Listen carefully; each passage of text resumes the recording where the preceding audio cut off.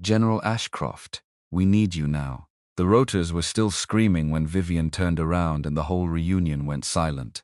20 years they'd called her Black Eagle, a joke, a punchline.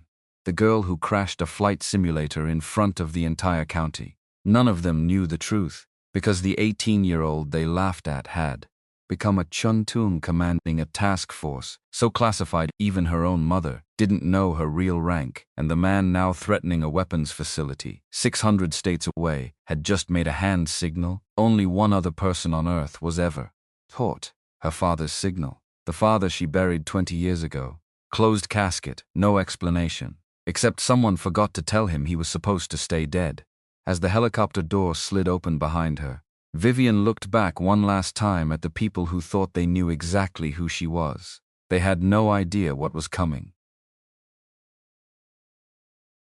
The mountains around Coldwater Ridge hadn't changed. That was the first thing Vivian Ashcroft noticed when she came around the last bend in the road. Same pines, dark green against a sky bleaching toward evening gold. Same crooked fence line along the Hendersons' pasture, sagging in exactly the spot it had sagged since she was 16. Same water tower, letters half scraped away by 30 winters of Colorado wind. She slowed the rental car, because some part of her wanted to turn around right there. Except she didn't. She kept driving, because she'd promised her mother she would come. And because promises were the one thing left in her life that still meant something simple, something without layers, without clearance levels, without 100 people depending on her getting the wording exactly right. She gripped the wheel, 2 hands, 10 and 2, old habit, an instructor's voice in her head, decades gone now but still there, still correcting her posture even when nobody was watching,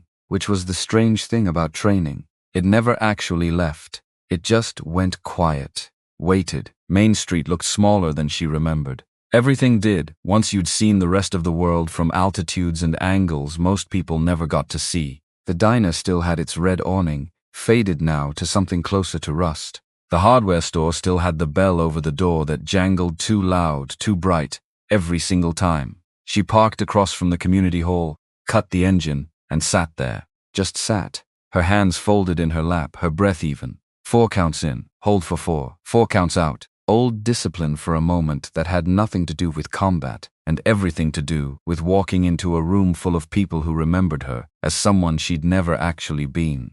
Black Eagle. The name landed in her chest the way it always did. A small, dull ache. Not sharp anymore. Just persistent. The kind of scar that only hurts when the weather changes. She got out of the car. The banner above the community hall doors read Coldwater Ridge High School Class Reunion, gold letters looping across cream fabric, balloons already sagging on either side because somebody had bought them the day before instead of that morning, and helium never waited for anyone's schedule. Music drifted through the open doors. Something from 20 years back. Vivian recognized the opening chords before she'd even reached the steps. It used to play at every dance her senior year. She used to hate it. Now it just made her feel old, in that specific way only a song can. She climbed the steps, because she was here, because her mother had asked, voice thin over the phone last month, and Vivian didn't get many chances anymore to say yes to something that's simple, so she'd said yes, and now she was standing in front of double doors, with her heart doing something it hadn't done in the field in years. Not fear exactly, something else, something with no tactical name. She pushed the door open. The noise hit her first laughter, too loud, the particular pitch of adults trying to prove they were still young. Then the smell, casserole dishes and cheap wine, and the ghost of teenage cologne baked into 30-year-old memories. Then the faces.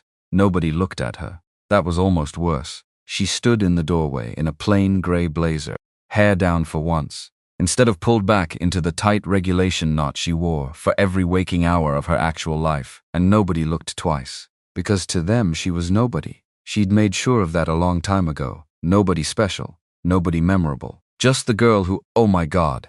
The voice cut through the room like a through fabric. Vivian's spine straightened before her brain caught up to why.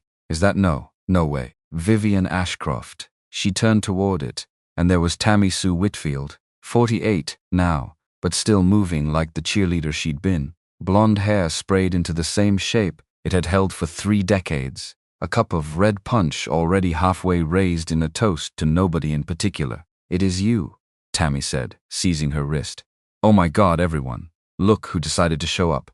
Vivian smiled, the kind of smile you trained yourself to make when you needed people to stop looking too closely. Polite, warm, enough empty enough. "Hi, Tammy. You look wow. You look good. Where have you been hiding? Nobody's seen you since, what, graduation? You just vanished." "Work," Vivian said, which was true, which was also the least true thing she'd said in 10 years, because work didn't come close to covering it. "Work," Tammy repeated, the word itself apparently funny to her. "What, are you still doing the Air Force thing? Whatever happened with that?" And there it was, already. 3 minutes in the door, and already there it was, hanging in the air, waiting, because someone else had heard the question.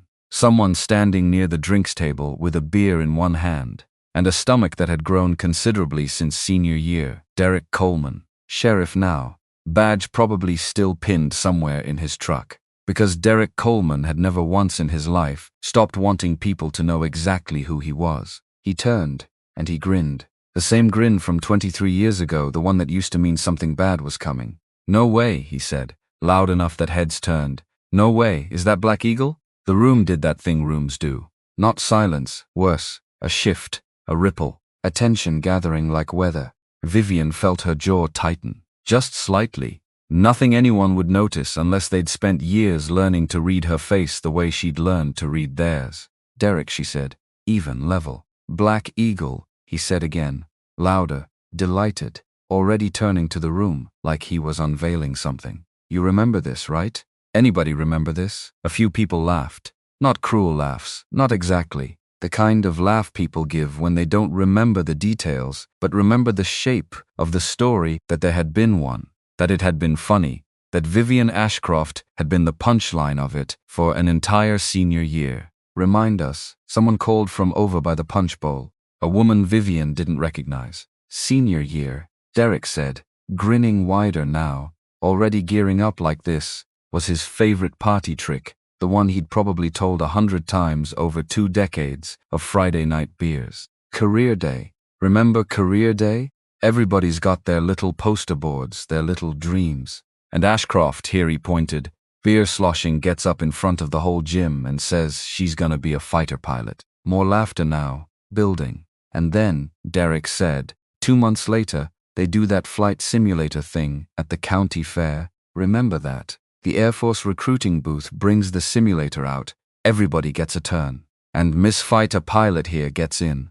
And Derek, Quita this time, a warning buried under politeness. He didn't hear it, or he heard it and didn't care, which with Derek had always been the more likely option. And she crashes it, in front of the whole fair, nosedive, straight into the ground on the simulator. Recruiters standing there like, he did an impression, hands over his face. And the laughter swelled again, real now, careless in the way laughter gets, when people forget there's an actual person standing in the middle of it. And somebody, I think it was Jimmy Weller, God rest him, somebody yells out, "Nice one. Black Eagle," and that was it. That was the name. Stuck for the rest of the year. Vivian stood very still, because this was the thing about the story. It was true, every word of it. She had crashed that simulator, spectacularly, in front of half the county. She had stood there afterward, with her ears ringing and her face burning, while boys who would go on to work at the feed store and the auto shop laughed at the girl who thought she could fly. What none of them knew, what none of them would ever know, not from her, not tonight, not any night, was what happened 4 years after that. What she'd actually become. What that humiliating public failure had actually been covering for, because the program that recruited her had needed a story, a plausible, boring, forgettable reason why an 18-year-old girl with an unusual last name kept disappearing for weeks at a time into training that didn't have a name anyone was allowed to say out loud. Black Eagle had been a gift, in the end. Nobody looks twice at the girl who crashed the simulator. Nobody wonders what she's really doing with her summers. But standing here, 20 years later, in a room full of people still laughing at a joke that had cost her more than any of them would ever understand. It didn't feel like a gift anymore. It felt like a wound that had never actually closed. Just scarred over crooked. "Come on, Ashcroft. Derek said, grinning at her now. Beer raised like a salute. No hard feelings, right? It's just a joke. Sure, Vivian said. Just a joke. Because what else was she supposed to say? That she'd spent 4 years after that day, training in conditions that would have made Derek Coleman weep before lunch. That she'd earned things, badges, quals, a rank that she wasn't allowed to put on a resume, or mention at a class reunion, or explain ever, not even to her own mother in full. That the 18-year-old girl who'd crashed a flight simulator in front of the whole county had grown into someone who could put a round through a 2-inch target at 900 meters in a crosswind, who had led men twice her age through buildings actively trying to kill them, who held a clearance that made most 4-star generals' clearances look like a library card. None of that mattered here. Here she was Black Eagle. Here she was the punchline. She excused herself, said she needed air. Nobody stopped her. Outside, the evening had gone cool, the sky doing that late summer thing where the blue bled slowly into orange at the edges. Vivian walked to the far end of the parking lot, past the pickup trucks and the one sad minivan, and stood with her arms crossed, looking up at a sky that had, at various points in her life, tried very hard to kill her. Her phone was silent. It was supposed to be silent. She'd left it that way on purpose, because tonight was supposed to be normal, was supposed to be her mother's daughter at a reunion instead of somebody's general, which was maybe why the sound that cut through the parking lot a few minutes later hit her like a gunshot. Not the phone, the sky. A low building thrum. Distant at first. Rotors. Vivian's whole body went still in the particular way. It only went still for one reason: recognition. Ancient and immediate, the animal part of her brain identifying a threat pattern before the rational part caught up, because she knew that sound. She knew it the way you know your own heartbeat. Coming in fast, coming in low. She turned toward it before she'd even decided to. Behind her, the community hall doors banged open, people spilling out onto the steps, drinks still in hand, faces tilted up in confusion, and then alarm as the black shape resolved itself against the darkening sky. Running lights blinking, the wash of its rotors already bending the tall grass at the edge of the lot. What in the hell? Derek said, somewhere behind her, all the swagger gone out of his voice. The Black Hawk set down in the middle of the school parking lot with the kind of precision that told Vivian everything she needed to know about who was flying it before she saw a single face. Grass flattened. Gravel sprayed. A minivan's alarm went off, forgotten, screaming into the noise. The side door slid open. 2 figures dropped out before the skids had fully settled, moving low and fast, and Vivian's whole body recognized the gait before her eyes confirmed the uniforms. Combat movement. Purposeful. Urgent.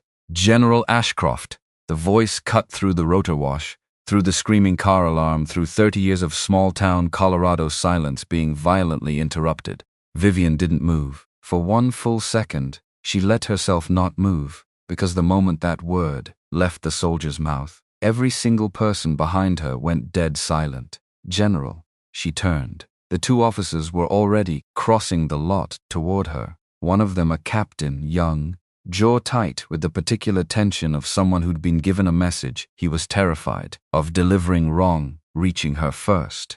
Ma'am, we need you now. Behind her, she heard Tammy Sue's punch cup hit the pavement. General? Derek's voice. Small now. Smaller than she'd ever heard it. Vivian, what is this? What's going on? She didn't look at him. Couldn't. Not yet. Not with what was rising in her chest. 20 years of carefully maintained silence collapsing in front of the entire graduating class of Coldwater Ridge High School, all at once, in under 10 seconds. Report, she said to the captain. Her voice had changed. She felt it change. The reunion voice, soft and apologetic and small, gone, replaced by something colder and faster, and utterly without room for anyone's feelings, including her own. Ma'am, Fort Calder Research Annex went dark 40 minutes ago. Hostile force, unconfirmed size, breached the perimeter at 0840 local. They're holding 3 research staff and they've locked down the facility's core systems.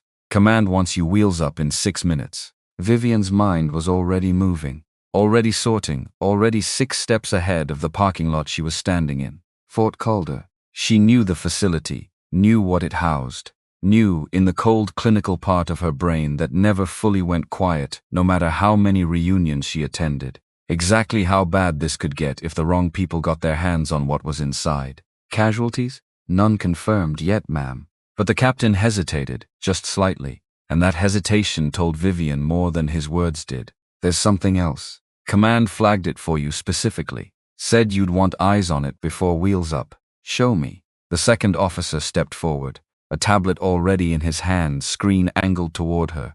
Vivian took it without looking away from his face, then looked down. And the parking lot, the reunion, Derek Coleman's slack-jawed stare, the whole absurd theater of the last 20 minutes, all of it fell away. Because on the screen was a still frame pulled from a security camera inside the breached perimeter.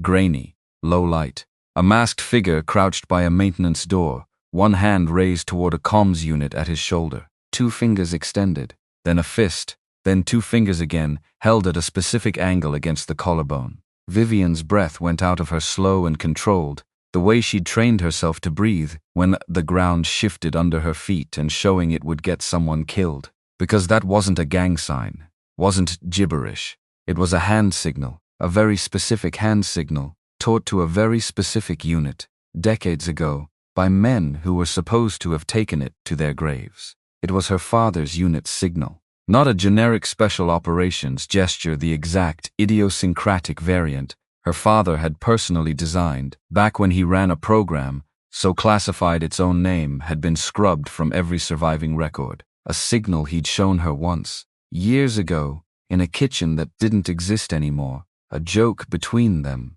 a secret handshake for a girl who'd grown up wanting nothing more than to be like him. She had not seen that signal used by another human being in 20 years, because the only people who knew it were dead, officially, all of them, including her father. Ma'am, the captain said, watching her face, clearly seeing something shift there that unsettled him. Ma'am, are you? I'm fine. The words came out flat, automatic, a lie so practiced it barely registered as one anymore. Except she wasn't fine, because her hands, steady through firefights, steady through funerals, were not steady now, just slightly, just enough that she noticed. She looked up, past the officers, past the helicopter, past the parking lot full of people who had spent 20 years believing they knew exactly who she was. Derek Coleman stood frozen on the steps of the community hall, beer forgotten in his hand, mouth still slightly open. Behind him, Tammy Sue had both hands pressed over her mouth. Somebody's husband was filming on his phone, because of course he was.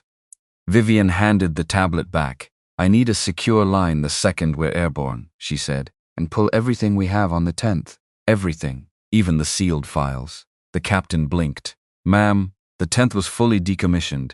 There's nothing left to...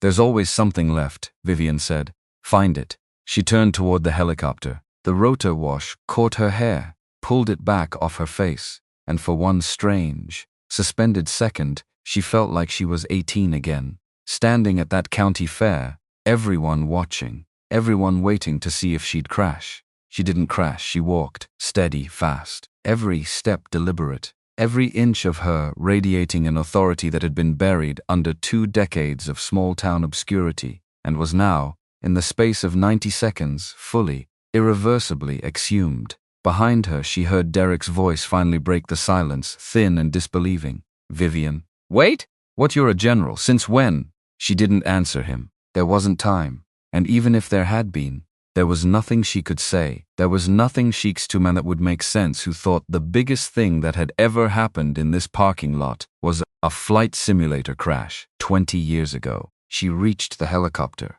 The captain fell into step beside her, already shouting something about ATA into his comms unit. Vivian climbed in, buckled the harness with hands that had steadied themselves through sheer force of will, and looked out the open door one last time. The whole reunion stood frozen on the steps, lit gold by the hall's windows, faces turned up toward her like she was something out of a dream they hadn't agreed to have. Somewhere in that crowd, she thought she saw her mother's face arriving late, drawn by the noise, hand pressed to her mouth in an expression. Vivian didn't have time to read before the door slid shut and the image was gone. The door closed, the Black Hawk lifted, and Coldwater Ridge fell away beneath her, the water tower, The diner, the community hall with its sagging balloons, shrinking into the kind of smallness that used to comfort her, and now, for reasons she didn't have time to examine, made her chest ache in an entirely new way, because somewhere out there, on a security camera in a compromised research facility 600 miles away, a man had made a gesture that only one other person on Earth was supposed to know, and that person had been dead for 20 years. Except, the word landed in her mind and wouldn't leave. Except now she wasn't so sure. The helicopter banked hard, nose dropping toward the dark ribbon of highway below, and Vivian closed her eyes for exactly 3 seconds. The only 3 seconds of grief and confusion, and something dangerously close to hope she was going to allow herself before she had to become, fully and completely, the person the uniform demanded she be. Then she opened them. "Talk to me," she said into her headset, voice already hardening back into command. "I want everything on Fort Calder. Layout, personnel. Every camera we've still got eyes on now." The captain's voice crackled back, and the world she'd spent 20 years keeping separate from Coldwater Ridge closed back over her head like water. The flight to the forward staging area took 51 minutes. Vivian spent 48 of them not thinking about her father, and failing.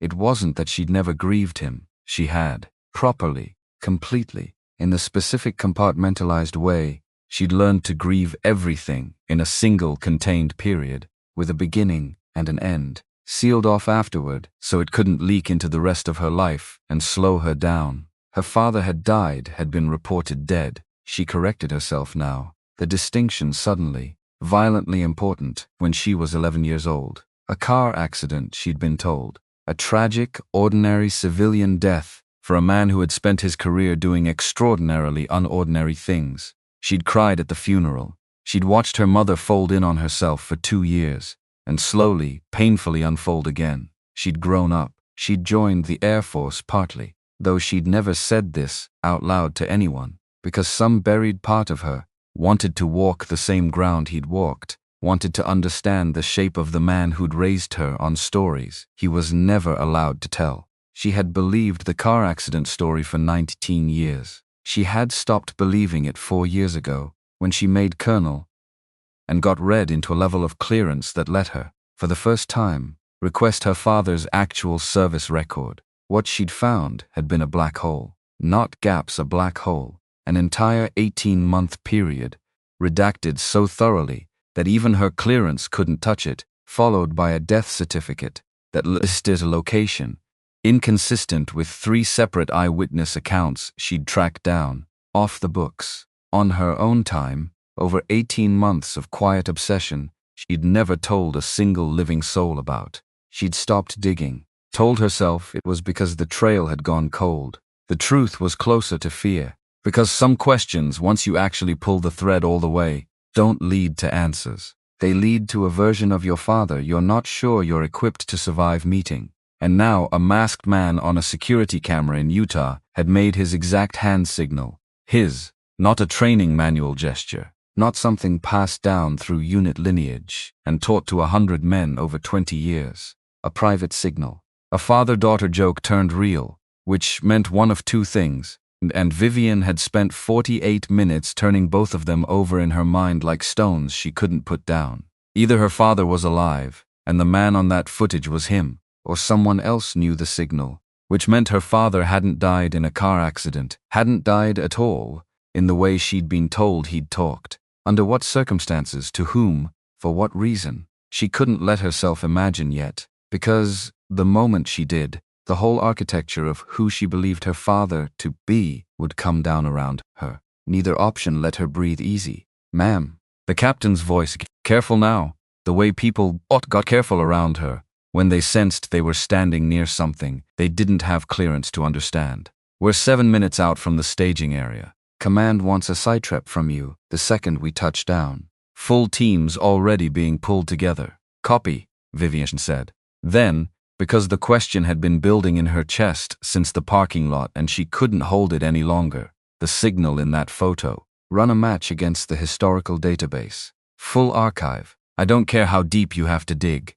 Ma'am, most of that archive's sealed above my clearance. It's not above mine." A pause. "Then copy that. Running it now." Vivian looked out the window at the darkness sliding by beneath the aircraft, mountains giving way to flatter country, the lights of small towns strung out like scattered embers. Somewhere down there, 20 years ago, her father had supposedly died in a car that, according to the report she'd finally gotten her hands on, had never actually existed in any DMV database she could find. She'd buried that discovery, filed it away in the same compartment where she kept everything too dangerous to examine while on duty.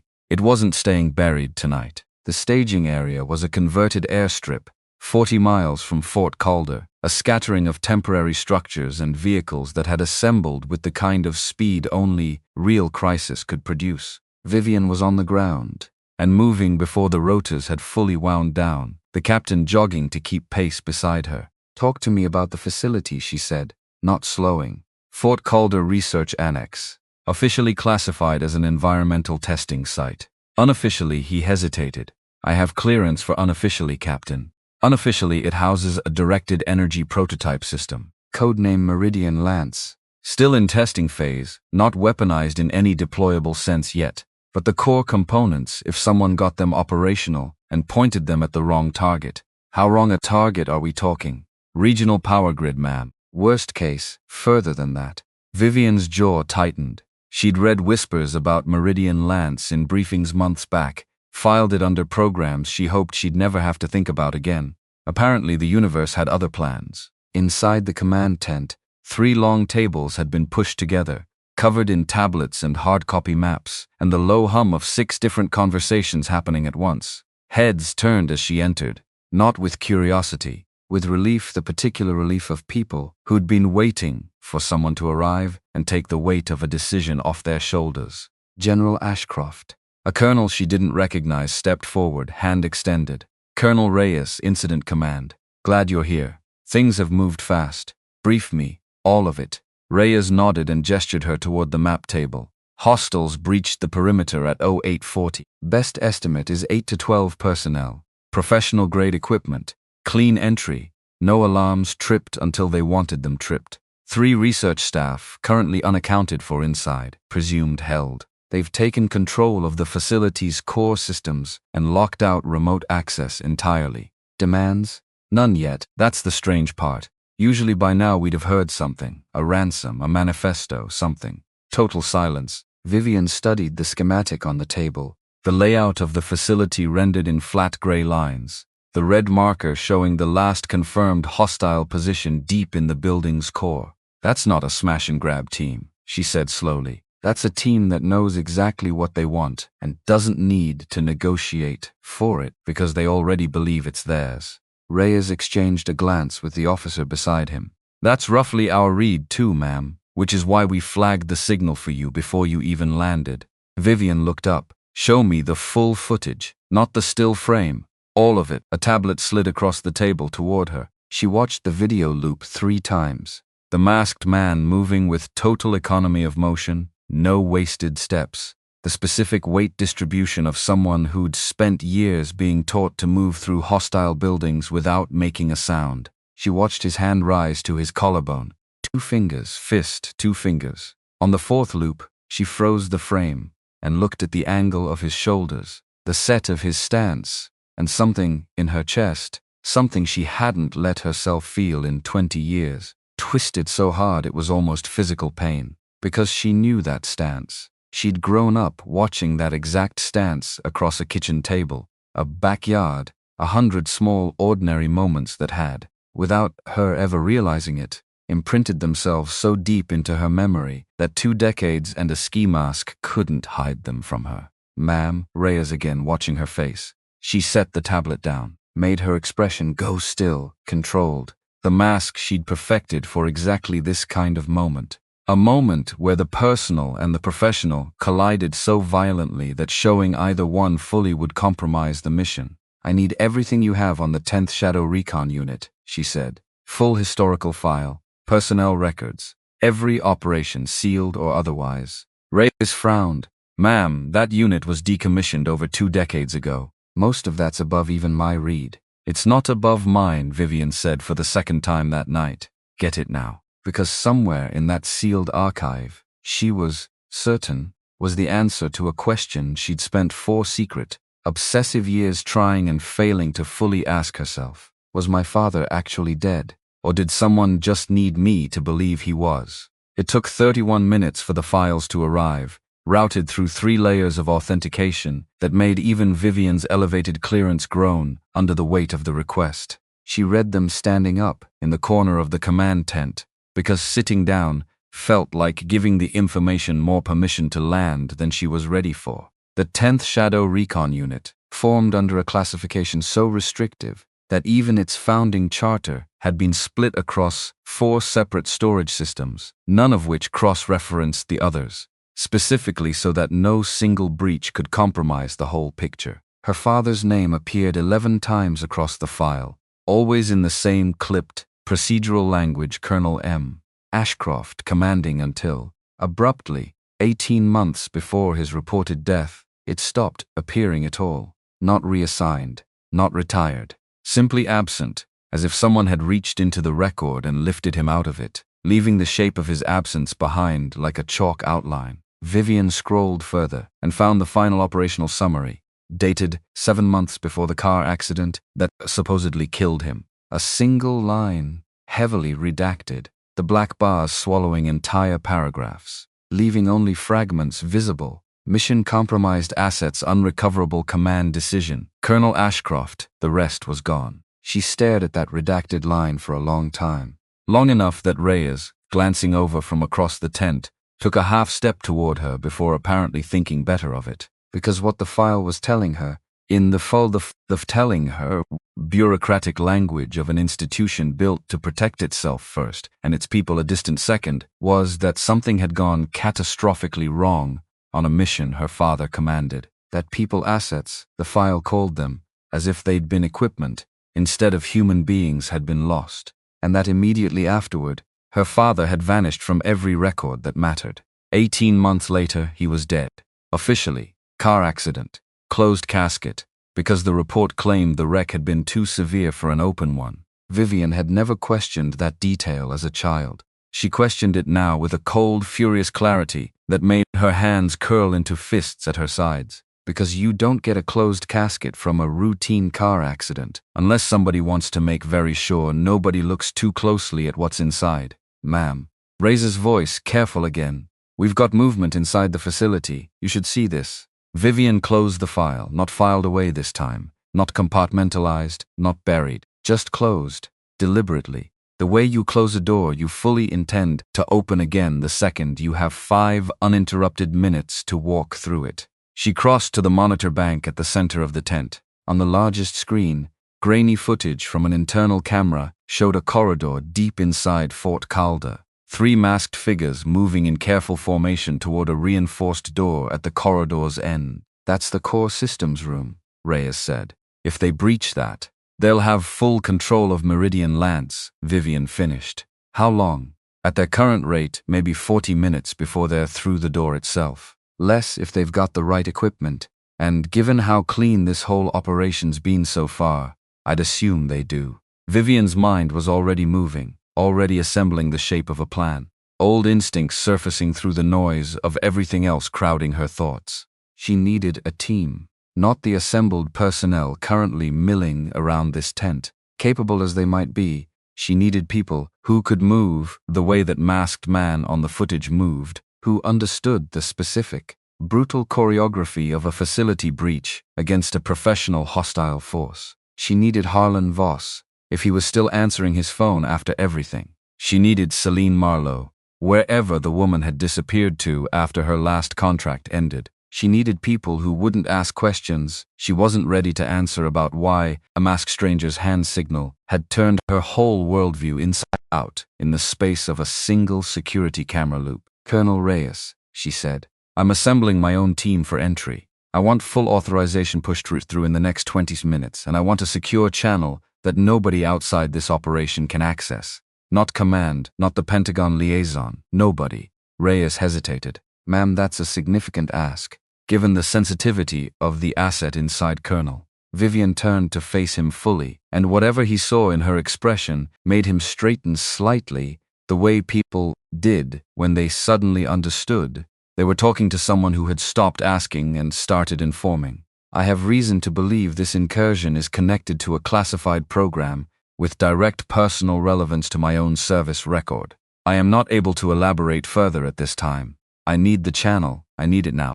Reyes studied her for a long moment. Then he nodded once and turned to relay the order. Vivian looked back at the monitor, at the three masked figures, Musigan steadfastly toward the reinforced door, at the fourth figure, who had appeared at the edge of the frame, hanging back, watching the corridor with the specific stillness of someone in overall command. She couldn't see his face. The angle was wrong, the mask too complete, but she knew the way he stood. She'd know it anywhere, in any lighting, under any disguise, because some things a body learns before it learns anything else, the shape of the person who taught you to walk. Except, the word rose in her again, refusing to be pushed down this time, except that man is supposed to be dead. Except I watched them lower an empty casket into the ground, and I never questioned it, because I was 11, and 11-year-olds don't question closed caskets. And now some part of me, some part I've kept buried under 20 years of rank and discipline, and carefully constructed distance, is standing in a command tent in the middle of Utah, actually hoping, that the man on that screen, the one holding my research staff hostage, and threatening to turn a directed energy weapon into a regional catastrophe, is my father. Because the alternative is that he really did die, and someone else learned his signal from somewhere, which would mean he talked, or he was broken, or something happened in that 18-month gap, so much worse than a car accident that the truth had needed a closed casket and a redacted file just to stay buried. She didn't know which possibility frightened her more. "Ma'am," a new voice, one of the junior officers manning the comms bank. "We've got Master Sergeant Voss on the line. He says, and I'm quoting here, if this is about the thing I think it's about, tell her I'm already packing." Something in Vivian's chest loosened, just slightly, just enough to let her breathe. "Patch him through," she said, "and get me Marlowe next, whatever it takes." She turned back to the monitor one last time, watching the four figures on screen move through a building that housed of a weapon capable of leveling a power grid, one of them standing with a stillness she'd spent 20 years trying and failing to forget. 6 months ago, if you'd told Vivian Ashcroft that she would spend an ordinary summer evening standing in a command tent, trying to decide whether the man threatening national security was her father risen from a lie, or a stranger who'd stolen his ghost, she would have laughed you out of the room. Nobody was laughing now. The clock on the wall read 40 minutes and counting. Outside the tent, the last of the daylight had finally surrendered to full dark, and somewhere beyond the ring of floodlights and idling generators, Vivian could just make out the shape of the desert, stretching flat and endless toward a horizon she couldn't see. She thought, unbidden, of the ridge back home, where her father used to take her to watch the stars, back when the sky was the only classified thing either of them ever talked about, and the ache that thought produced was sharper than anything the reunion had managed to land on her all evening. She had a team to build, a facility to breach, and a truth waiting for her behind a reinforced door, in the heart of a research annex that, until 3 hours ago, she hadn't even known existed on this scale. And somewhere, underneath all of it, quiet and insistent and impossible to silence any longer, was the question that had haunted her for 4 secret years, and was now, finally, refusing to wait another minute for an answer. "Dad, is that you?" She squared her shoulders, turned back into the light of the command tent, and became, one more time, exactly who the uniform required her to be. The staging tent smelled like burnt coffee and cold metal by the time the first of them arrived. Vivian heard the truck before she saw it, heavy tires on gravel, a door slamming shut with more force than necessary, because that was Harlan Voss's whole personality distilled into a single sound.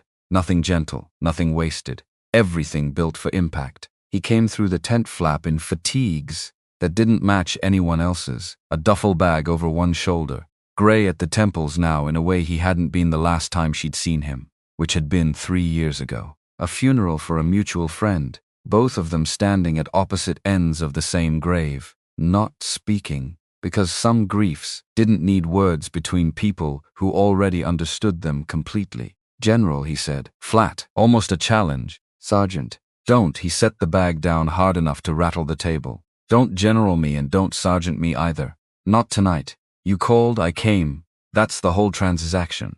Vivian felt something in her chest ease just slightly at the sound of his voice, because Harlan Voss had never once in 15 years of knowing her bothered to be diplomatic, and there was something almost restful about that now, in the middle of everything else that was falling apart. I need your read on something, she said. Figured.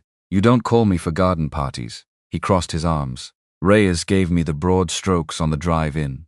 Hostels, facility, some kind of energy weapon nobody bothered clearing me to know about until 40 minutes ago. What's the part you're not saying? Because that was the other thing about Harlan. He always knew there was a part you weren't saying.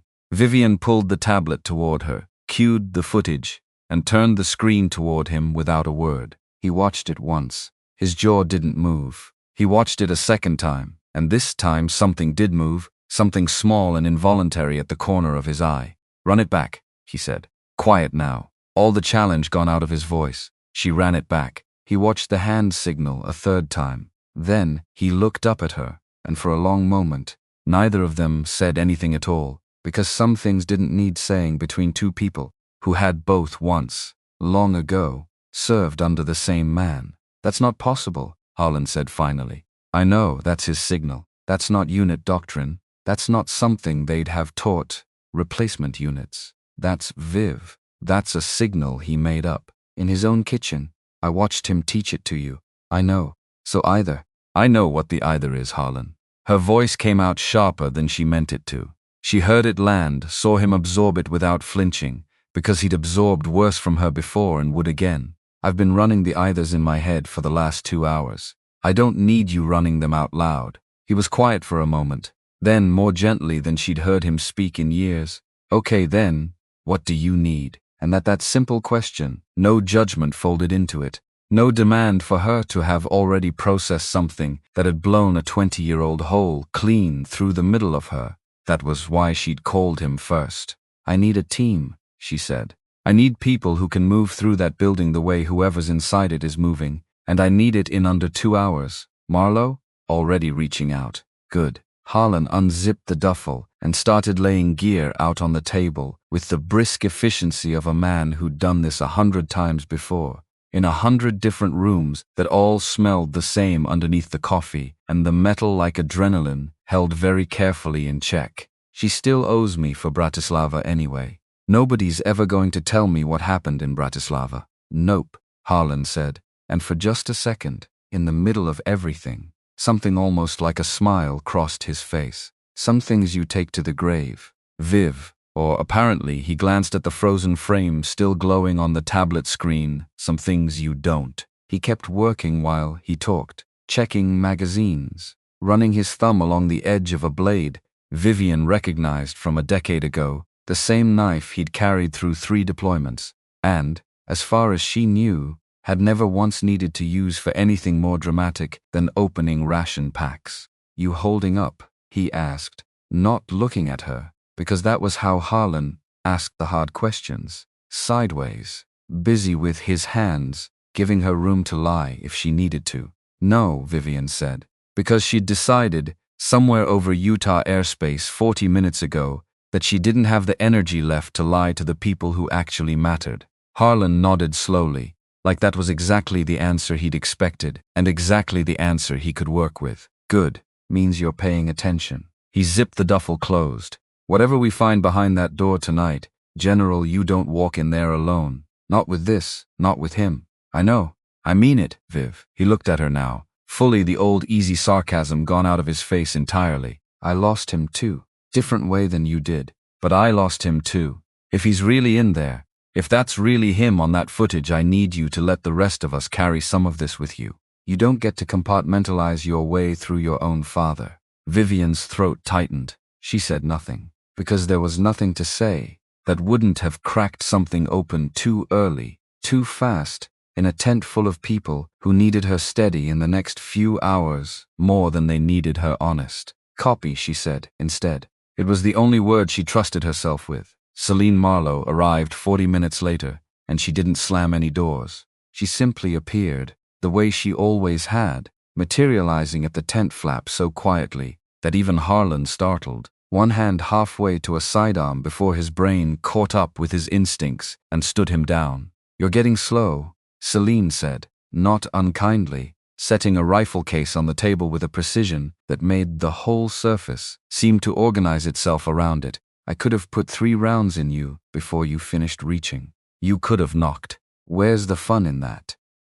Vivian felt something loosen in her chest for the second time that night. Celine Marlowe had been the one constant of every hard year of Vivian's career, the woman who'd taught her, patiently, without ego, the difference between being an excellent shot and being a killer who could live with herself afterward. 51 now, silver threading through dark hair she still wore in the same tight braid she'd worn a decade ago, eyes that had gone flat and calm the way certain people's eyes go after they've seen enough of the world's worst days to stop being surprised by any new ones. She looked at Vivian for a long moment, really looked, the way she used to look at a target before deciding exactly how the wind would betray it. "You look like hell," Celine said. "Thank you.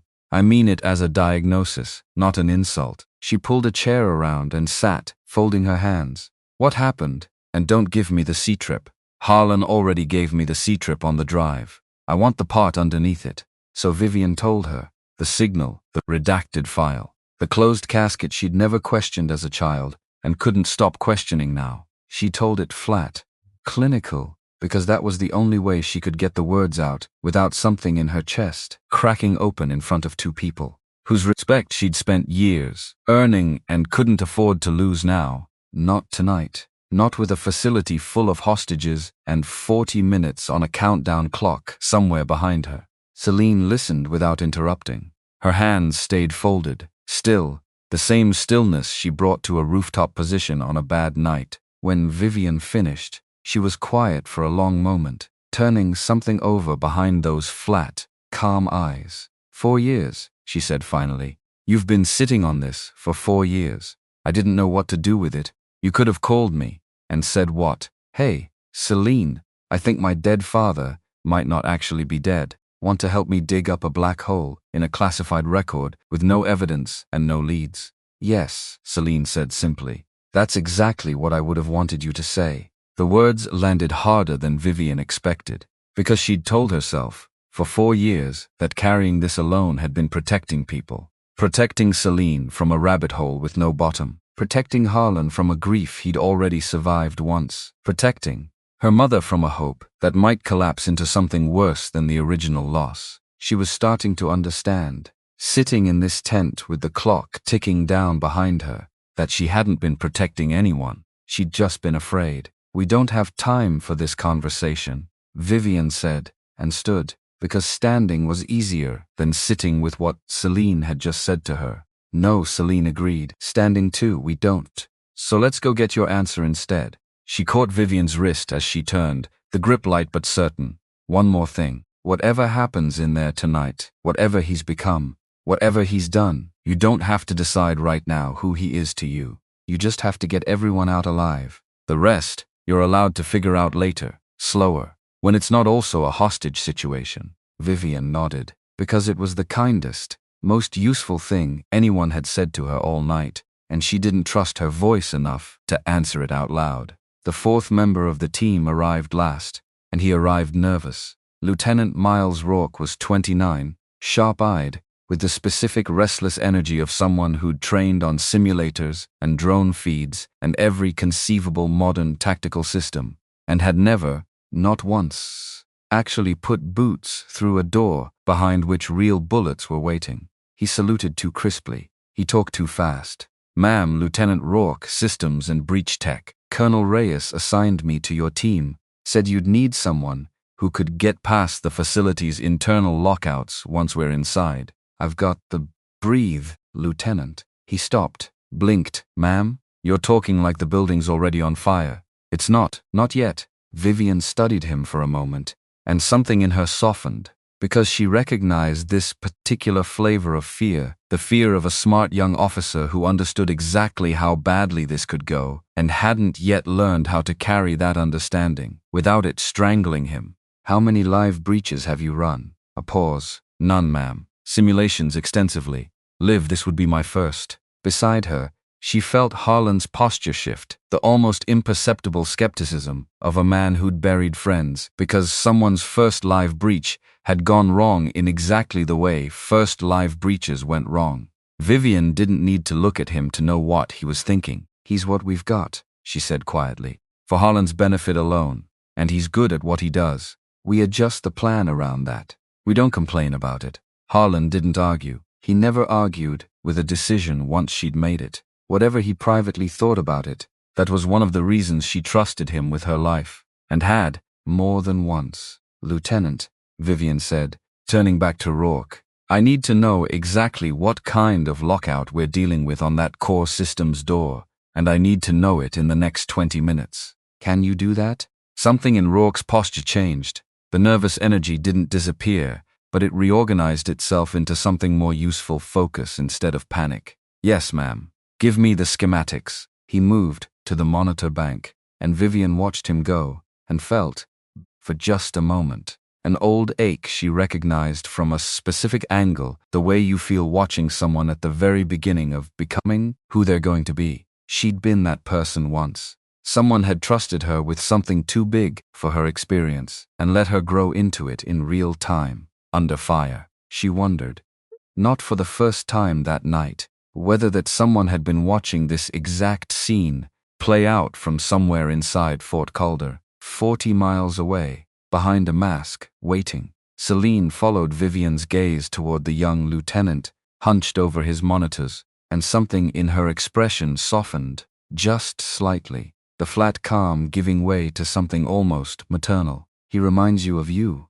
Celine said quietly. Doesn't he remind you of me too? No, Celine said. He reminds me of who you were before you learned to hide it so well. Different thing entirely. Vivian didn't have an answer for that. She let it sit, the way she'd learned to let Celine's observations sit, because they usually needed time to fully land before they made sense. The plan came together in pieces, the way plans always did, not a single moment of clarity, but a slow accumulation of small decisions, each one narrowing the possibilities until only one shape remained. Rourke found a maintenance shaft, decades old, mapped in a set of blueprints so ancient they'd been stored on microfiche before someone finally digitized them for an unrelated audit 11 years ago. It ran beneath the facility's east wing, bypassing the 2 checkpoints the hostile force had fortified, surfacing 30 meters from the core systems room through a service hatch. Nobody had thought to guard, because, on paper, it hadn't existed in any recent schematic anyone had bothered to update. It's a long shot, Rourke said, laying the faded blueprint over the modern facility map, watching the lines fail to perfectly align. The construction could have changed. There could be a wall where this shows open space. Everything's a long shot tonight, Lieutenant, Vivian said.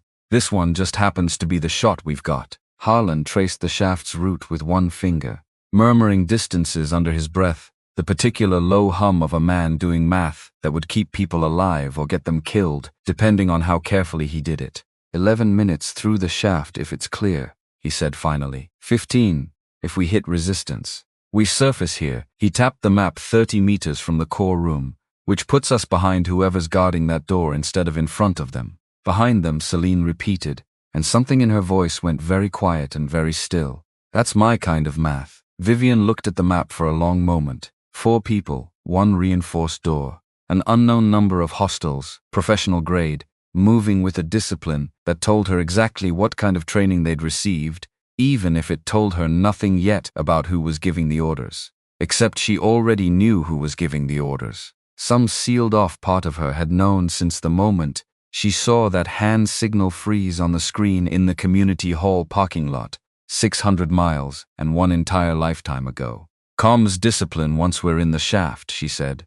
No chatter unless it's essential. We move on hand signals only. Her voice caught, almost imperceptibly, on the word signals, and she saw Celine notice it, saw the older woman's eyes flick toward her and then away, giving her the privacy of not commenting on it. What about the hostages? Rourke asked. 3 research staff still unaccounted for. Do we know their location inside the facility? No, Vivian admitted. Which means priority 1, the moment we're inside, is locating them before we do anything else. We don't know what kind of leverage they represent to whoever's holding this building. And I'm not walking into that room without knowing whether pulling the wrong thread gets 3 civilians killed. And if we can't find them before we hit the core room, Harlan said. It wasn't really a question.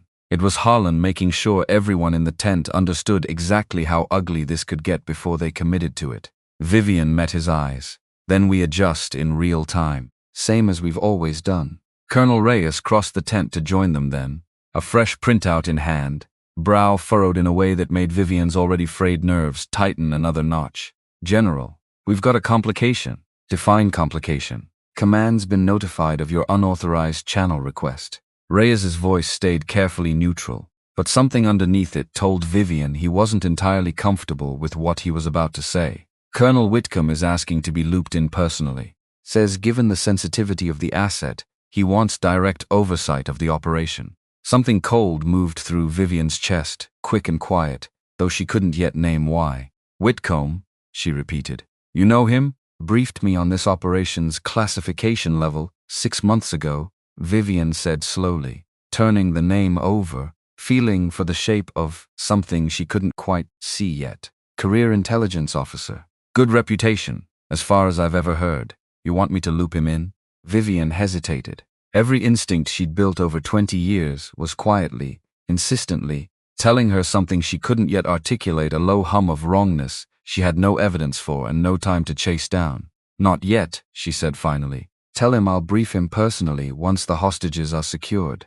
I don't want a fifth voice in this operations command chain 30 minutes before we breach. Reyes looked like he wanted to push back, and didn't. Copy that, ma'am. He walked away, and Celine's eyes found Vivian's across the tent, something sharp and knowing in them. You felt it too, Celine said quietly. Felt what? Whatever made you say not yet? Vivian didn't answer right away. She was still trying to name it herself, a wrongness, with no shape yet, no evidence, nothing but instinct built over 2 decades of learning to trust the part of her brain that noticed things before the rest of her caught up. I don't know, she said finally. But I've learned not to argue with that feeling when it shows up. We'll deal with Whitcomb after. Right now I need everyone focused on that door. They geared up in near silence. The specific silence of people who'd done this enough times to know that talking too much before a breach only fed the nerves instead of settling them. Vivian checked her rifle twice, more out of ritual than necessity, her hands finding the familiar weight and balance of it with the ease of 2 decades of muscle memory. Because this was the part of her life nobody at that reunion would ever understand.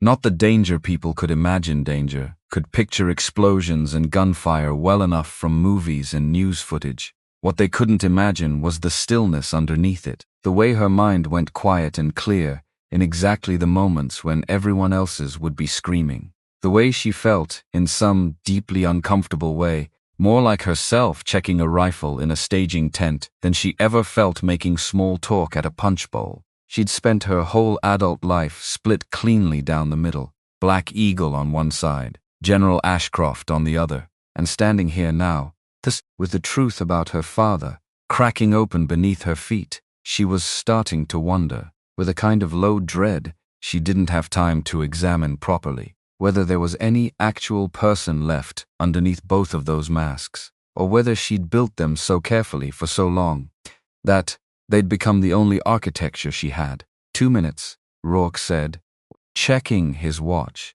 voice steadier now than it had been an hour ago. Shaft entrance is a 1/4 mile out. Vehicles are staged. Vivian looked at her team.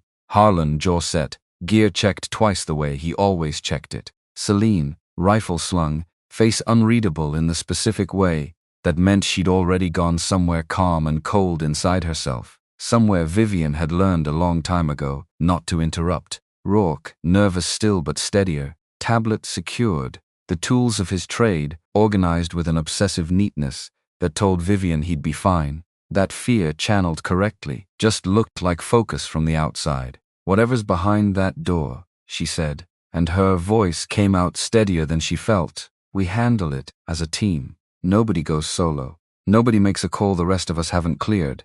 "Understood?" 3 nods. No hesitation. "Then let's move." The maintenance shaft was exactly as bad as 30-year-old blueprints promised it would be. Narrow, choked with decades of dust that hung thick in their flashlight beams, disturbed for the first time in what smelled like a generation.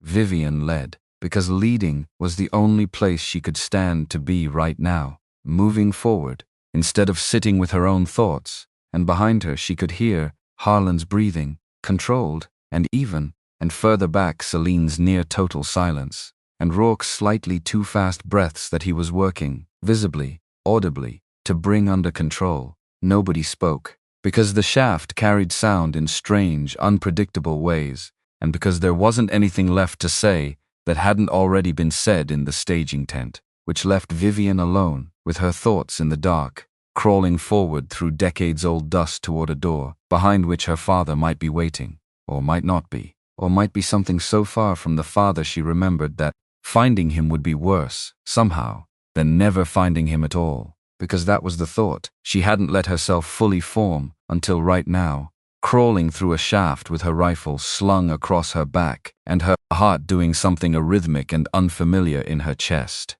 What if he's not the man I remember? What if 20 years of whatever happened to him, whatever the redacted file was hiding, whatever the 18-month gap actually contained, changed him into someone I wouldn't recognize even if I looked him dead in the eye? What if I get to that door, and I get my answer, and the answer is so much worse than grief? She pushed the thought down, hard, the way she'd learned to push down every thought that threatened to slow her hands or cloud her judgment in exactly the moments she couldn't afford either. Except it didn't stay down. It never did. Not really. Not with this. It just went quiet, curled up somewhere behind her sternum, and waited for the next unguarded second to surface again. The dust thickened as the shaft narrowed further, forcing them down onto elbows, and Vivian felt the old, cold, sweet discipline of close spaces settle over her, breathing measured, movements economical, mind carefully divided into the part that navigated and the part that kept grieving in the background, quietly, so it wouldn't interfere with the part doing the actual work. Contact ahead, Harlan's voice, barely a whisper, from behind her. Great. 20 feet. Vivian's flashlight beam found it a rusted service grate set into the shaft's floor, exactly where the old blueprints promised it would be.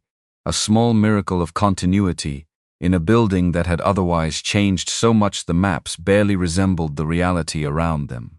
Rourke. He crawled forward, tablet in hand, running a scan against the grate's edges. No power signature.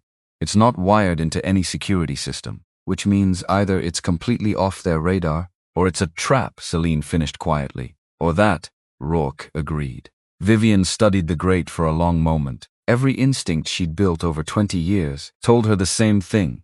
That instinct always told her in moments like this, that certainty was a luxury she wasn't going to get, and that the only real choice was which uncertainty to walk into. We open it, she said. Slow. Weapons ready. Rourke, your rear guard until we've confirmed the space is clear. They opened it slow.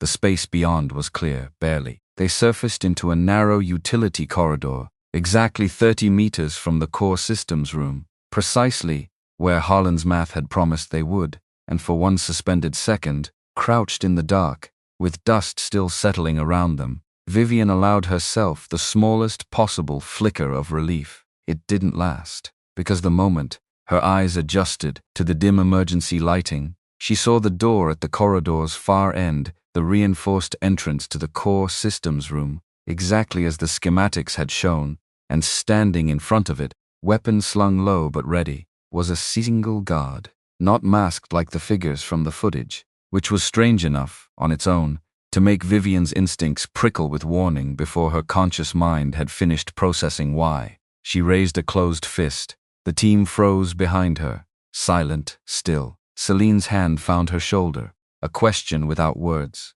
Vivian angled her head toward the guard, then made a small, precise gesture. Watch.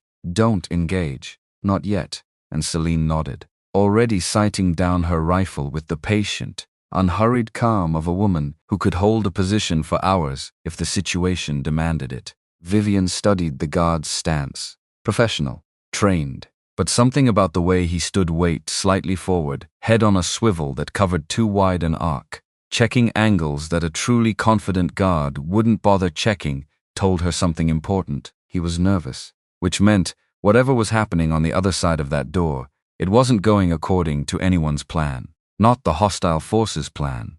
Not, she suspected, her own. She signaled Harlan forward, close enough to whisper directly into his ear, the words barely more than breath. "We need him alive. He might know where the hostages are." Harlan's eyes flicked toward the guard, calculating angles and timing with the same swift precision he brought to everything. "Copy," he breathed back. "Give me 30 seconds. Vivian gave him 30 seconds. It took him 19. The guard went down without a sound. Harlan's forearm locked around his throat, controlled pressure, applied with a specific, practiced economy of a man who'd rendered people unconscious more times than he could probably count, and had never once let it become casual. Celine and Rourke moved up fast, Rourke already binding the man's wrists, while Celine covered the corridor in both directions. Rifle steady, breathing slow. "He's out," Harlan said quietly, lowering the man to the floor. "He'll wake up with a headache and not much else."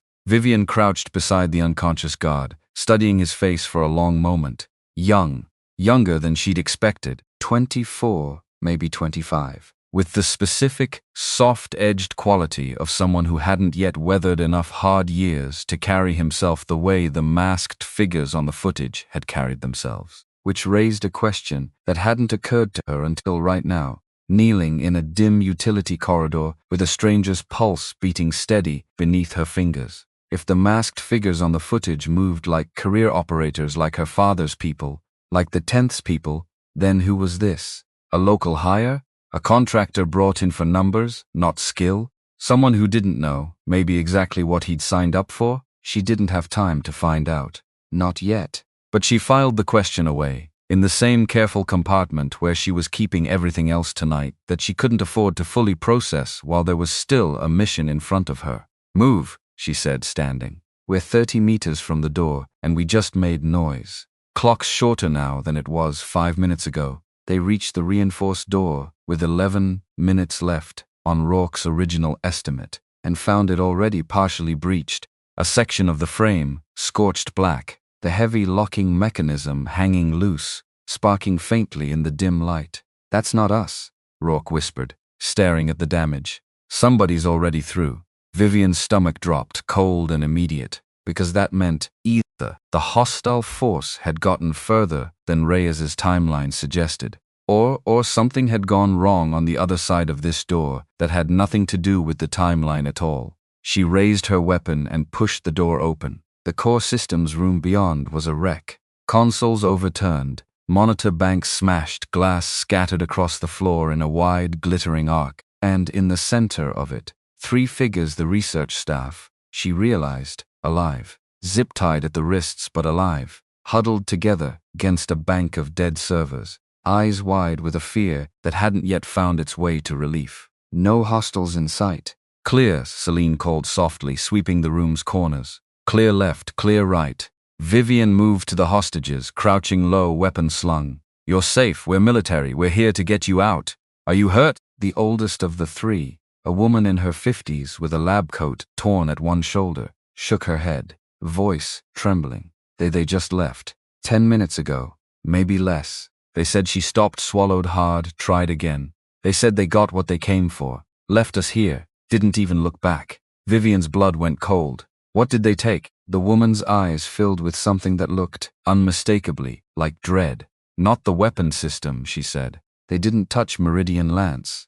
They went straight for the archive server, the one with the old personnel files, the sealed ones." Vivian felt the floor tilt slightly beneath her, though she didn't move, didn't let a single muscle in her face betray what that sentence had just done to her chest. What files, specifically? The woman glanced at her colleagues, uncertain before answering. "Records from a decommissioned program. Something called the 10th. I don't know the details. It's above my clearance." I only saw the header on the drive they were pulling from before they. She stopped, again, shaking now, adrenaline finally catching up to her. Vivian stood slowly. Behind her, she was aware of Harlan going very still, of Celine's eyes finding hers across the wrecked room, of Rourke looking between the three of them, with the growing understanding of a man realizing he'd stepped into something far larger than a straightforward hostage rescue. Because this had never been about the weapon at all.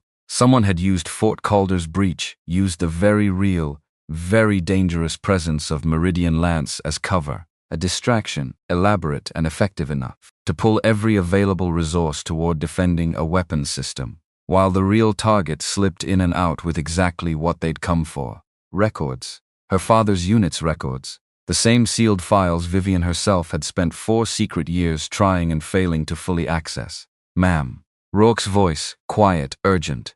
I'm reading residual heat signatures on the server rack. Whoever pulled that data did it fast, but not instantly. Which means, they're not far, Vivian finished. Get these 3 to the extraction point. Now, as the team moved to secure the hostages, walking them carefully back through the corridor, toward the surface access point, Celine fell into step beside Vivian, voice low enough that only the 2 of them could hear it. You okay? No, Vivian said again, because it seemed to be the only honest answer she had left in her tonight. Good, Celine said, echoing Harlan without knowing it. Means you're still paying attention. Whoever's behind this, Viv, they didn't just steal files. They stole the one thing that could have told you the truth on your own terms. Quietly, without anyone else watching. That's not carelessness. That's someone making very sure you'd have to come to them for the answer instead of finding it yourself. Vivian didn't answer, because Celine was right, and there was nothing useful to say to a truth that sharp, except to keep moving toward whoever had engineered it. They regrouped at the staging area. 2 hours later, the mission technically a success, hostages recovered, no casualties. Meridian Lance secured and untouched, and yet Vivian felt none of the satisfaction that usually came with a clean extraction. Because clean wasn't the word for what had actually happened tonight. Clean implied resolution. What she had instead was a hole where an answer should have been, and the growing, sickening certainty that someone inside her own chain of command had known exactly what was going to happen at Fort Calder before it happened. She found Colonel Reyes near the comms bank, reviewing the incident report, with an expression that struck her, for the first time all night, as slightly too composed. Colonel, she said, I need to know who had access to the operational timeline before tonight's breach. Full list. Everyone who knew Fort Calder was a target, and when they knew it. Reyes glanced up, something flickering behind his eyes too quickly for her to name it. Ma'am, that information's compartmentalized above. I don't care what it's compartmentalized above, Colonel. 3 armed hostiles walked into a classified facility, held staff at gunpoint for 90 minutes, and left with an archive that has nothing to do with the weapons system everyone assumed they were after. That doesn't happen without inside knowledge of exactly where to look and exactly how long they had before anyone came looking. Reyes was quiet for a moment. Then, carefully, there's a review process for. Colonel Elias Whitcomb cleared the original security assessment for this facility 8 months ago, Rourke said, appearing at Vivian's shoulder, tablet in hand, voice tight with something between excitement and dread. I pulled the access logs while we were en route back. Colonel Whitcomb also requested and received expanded remote access to Fort Calder's archive systems 11 days ago. No stated operational reason on file. The room went very quiet. Vivian looked at Reyes. Reyes looked very deliberately at nothing at all. Elias Whitcomb, Vivian said slowly, is the officer who personally briefed me on this operation's classification level 6 months ago. He's also, and here her voice went flat, controlled, dangerous in the specific way it only went when she was holding something enormous, perfectly still inside her chest. The officer who signed off on my father's original case file closure 20 years ago. I remember the signature. I've stared at that signature more times than I'd like to admit. Nobody in the tent said anything for a long moment. Ma'am, Reyes said finally carefully, that's a serious allegation to make about a decorated officer. It's not an allegation, Colonel. It's a pattern. And patterns don't lie, even when people do. Vivian straightened, feeling something cold and clear settle over her, the particular clarity that came, sometimes, from finally understanding the actual shape of the fight you were in instead of the one you thought you were fighting. I want everything we have on Whitcomb's movements over the last 72 hours. Quietly. I don't want this getting back to him before we understand exactly how deep this goes. And if it does go back to him, Celine asked quietly, before we're ready, Vivian looked at her old friend, and for a moment the weight of everything, the reunion, the parking lot, the hand signal, the redacted file, the theft, and now this, a friend turned traitor, wearing a uniform she'd once trusted completely pressed down on her chest, with a force that made it briefly hard to breathe. Then we'll already know what kind of man we're actually dealing with, she said.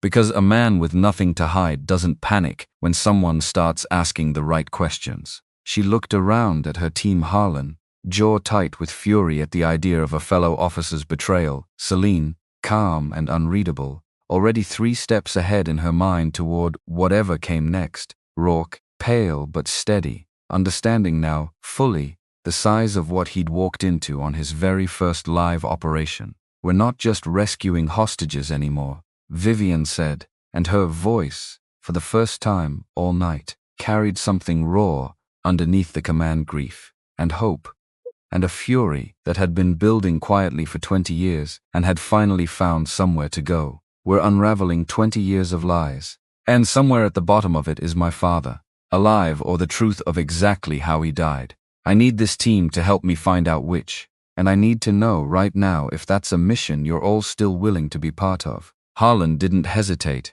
Already told you, I'm packed. Celine's mouth curved, faint, almost gentle. You couldn't get rid of me if you tried. All eyes turned to Rourke. The young lieutenant straightened.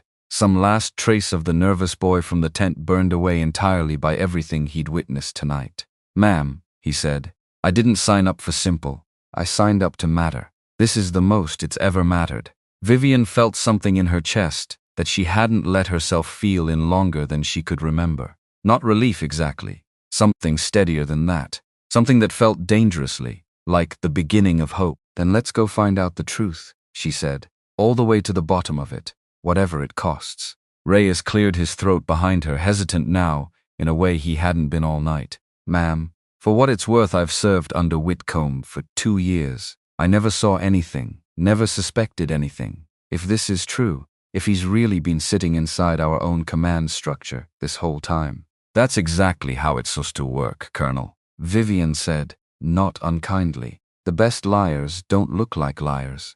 They look like the men you trust to sign your paperwork. She turned back to her team, and for a moment none of them spoke, standing together in the wash of the tent's harsh overhead light, the wreckage of Fort Calder's crisis finally settling into something that looked less like resolution, and more like the opening move of a much longer, much more dangerous game. Outside the tent, the sky had begun to lighten at the edges, the first gray hint of dawn creeping over the Utah hills, and somewhere out there, 40 miles or 400, a masked man who moved like her father and vanished like a ghost was carrying 20 years of buried truth further away with every passing minute. Vivian intended to catch up to it, whatever that truth turned out to be. The trail out of Fort Calder led nowhere clean. That was the first thing Vivian understood. 12 hours later, standing over a table covered in printouts, nobody had wanted to authorize her to pull, because clean trails belonged to careless men, and whoever had orchestrated last night's theft was not careless. Every transaction, every access log, every flicker of Colonel Elias Whitcomb's digital footprint had been laundered through systems so labyrinthine that even Rourke, hunched over 3 monitors, with his eyes red-rimmed from 6 hours without sleep, kept muttering the same word under his breath. Ghost, he said. It's a ghost. Every time I get close, the trail just dissolves. Everything dissolves. If you look at it wrong, Celine said, not looking up from the rifle she was cleaning with the slow, meditative patience of a woman who did her best thinking with her hands busy. Which means you're looking at it wrong. Or he's better than me. Nobody's better than you at this, Lieutenant. So look again. Vivian let them work. She stood at the edge of the tent, with a cup of coffee gone cold in her hands, watching the gray dawn give way to a hard, flat Utah morning, and tried to hold herself together through sheer force of will. Because underneath the mission, underneath the manhunt, underneath every clipped, professional sentence she'd spoken in the last 18 hours, there was a girl standing at a county fair, watching a flight simulator crash into the ground. And there was an 11-year-old at a funeral, staring at a casket she'd never been allowed to open. And there was a version of herself, right now, in this exact moment, who wanted nothing more than to put down the rifle and the rank, and just ask someone, anyone, whether her father was actually alive. Nobody could answer that yet. So she drank the cold coffee and waited. Harlan came to stand beside her without a word, following her gaze out toward the horizon, where heat was already beginning to shimmer faintly off the flat scrubland stretching away from the staging area. "You should eat something," he said. "I'm fine. You said that in the parking lot too." "Wasn't true then either." Vivian almost smiled. "Despite everything, you've known me too long, 15 years. He shrugged, hands in his pockets, eyes still fixed on the horizon. "Long enough to know that when you go this quiet, it's not because there's nothing happening. It's because there's too much happening, and you've decided the only way through it is to stop feeling any of it until the mission's done." He glanced sideways at her. "Just when it is done, Viv. Whenever that is. Don't skip that part. The feeling part. You've skipped it before. I watched you skip it after your last deployment overseas, and it took you the better part of a year to actually process what happened over there. This is bigger than that. Don't do that to yourself again." Vivian didn't answer right away. She turned the coffee cup slowly in her hands, feeling the cold ceramic against her palms, and thought about how strange it was that the people who knew her best were also, somehow, always the ones brave enough to say the things she least wanted to hear. "Noted," she said finally. "Ma'am," Rourke's voice urgent now, cutting through the quiet. "Ma'am, we've got something." Vivian crossed the tent in 4 strides. "Whitcomb's cell pinged an hour ago," Harlan said, pointing at a map glowing on the screen, a single red dot pulsing 40 miles northwest of their position. Off-grid location. Old mining facility, decommissioned since the 80s. No official reason for him to be anywhere near it, except it's registered under a shell corporation that traces back, through about 6 layers of nothing, to a defense contractor that used to service equipment for the 10th. Vivian finished. Harlan nodded slowly. The 10th. Vivian stared at the pulsing dot for a long moment, feeling the shape of the last 20 years, rearranging itself again, the way it kept doing, over and over, every time she thought she'd finally understood the size of the lie she'd been living inside. "Get the team ready," she said. "We move in 20 minutes, ma'am." Rourke hesitant, looking up from his monitors. "Should we loop in Colonel Reyes?" "Standard protocol would be standard protocol," Vivian said. "Assumes everyone in the chain of command is who they say they are." "I'm not willing to make that assumption anymore." "Not until we know exactly how far this goes," nobody argued. Celine finished reassembling her rifle with a final, decisive click and stood, slinging it across her back with the ease of long habit. "You want to talk about the plan? Or do we already know there isn't going to be one this time?" "There's a plan," Vivian said. "It's just shorter than usual." "How short?" "Get inside. Find him. Find out the truth. Try not to die doing it." Celine's mouth curved, faint and grim. "That's not a plan, Viv. That's a wish list. It's what we've got time for." 20 minutes later, they were moving. The mining facility sat at the base of a dry ridge, its buildings weathered gray by decades of wind and sun, chain-link fencing sagging in places where time had simply worn it down faster than anyone had bothered maintaining it. From the air, it looked abandoned, genuinely abandoned, which was, Vivian understood immediately, exactly the point. They approached on foot, the last mile covered in careful, staggered movement, Celine's rifle finding high ground on a rock outcropping that overlooked the facility's main entrance, while Harlan and Rourke flanked wide toward a service entrance on the building's northern face. Vivian moved alone toward the front, because some part of her, the part she'd been trying to silence for 18 hours straight, understood with total certainty that whatever waited inside that building wasn't going to respond to a full tactical breach. Whatever waited inside was going to respond to her, only her,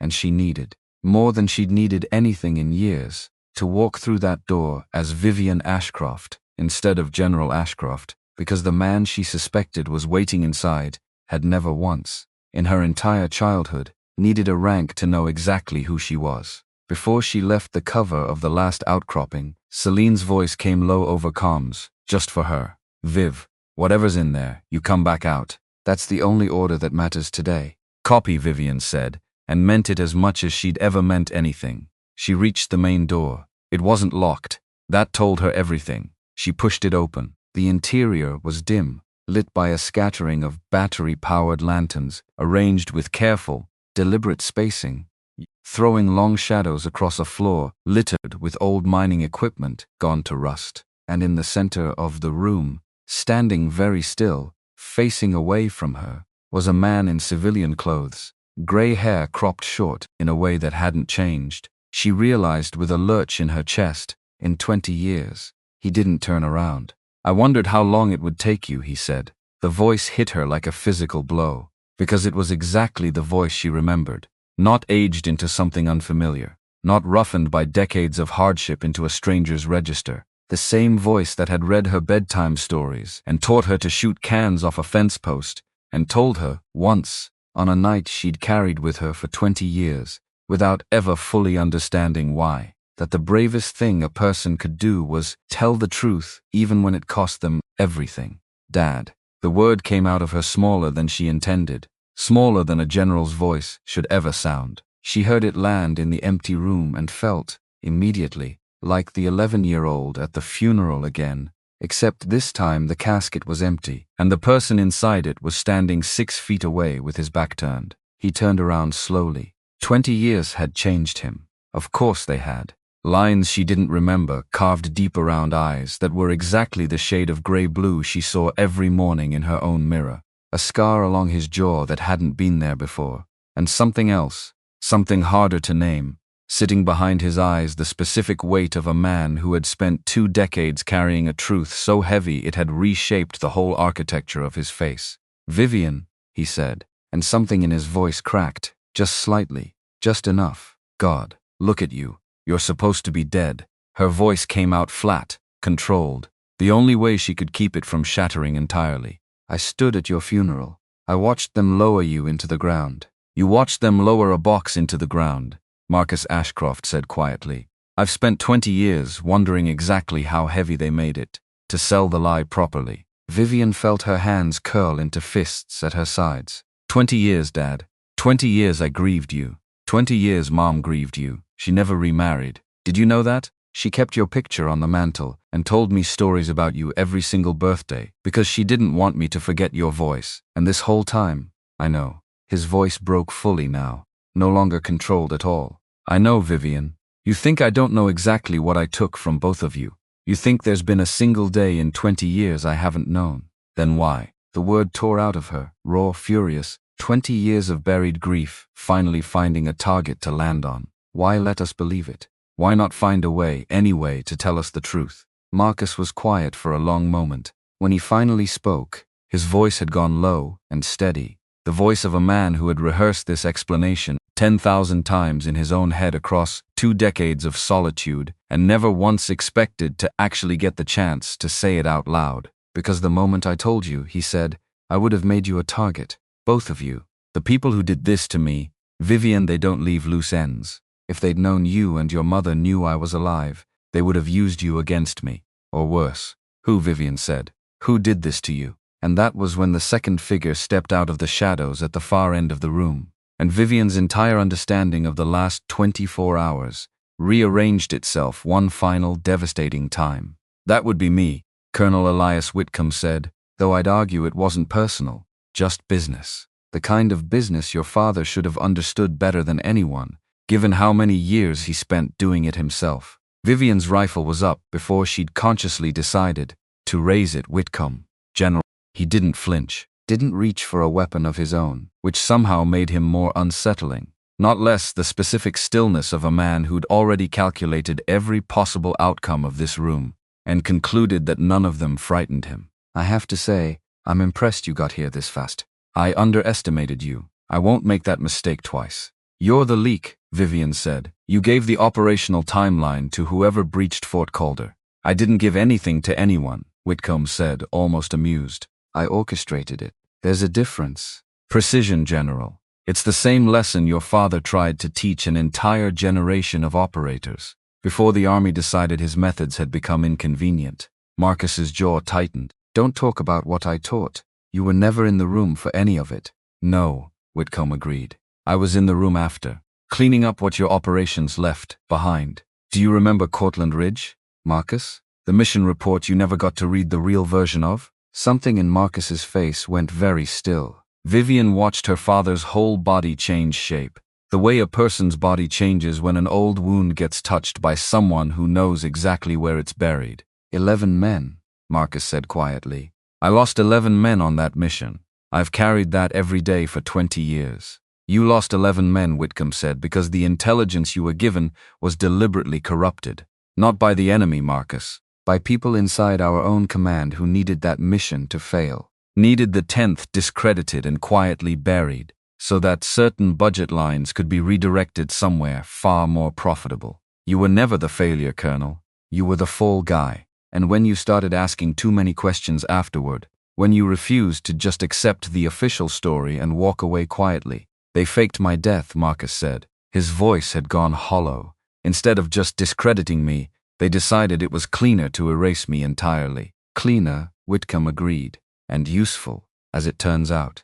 A ghost makes an excellent scapegoat 20 years later, when someone needs a convenient villain to blame for a certain archive theft. Vivian felt something cold settle over her. The last pieces of a puzzle she'd been assembling blindly for 4 secret years, finally clicking into a shape she could see whole. You knew all of this, she said to Whitcomb, when you briefed me on this facility's classification 6 months ago. You knew what Fort Calder contained. You knew the shape of the trap you were building. You've been managing me the entire time. Managing is such an ugly word, General. Whitcomb's smile carried no warmth at all.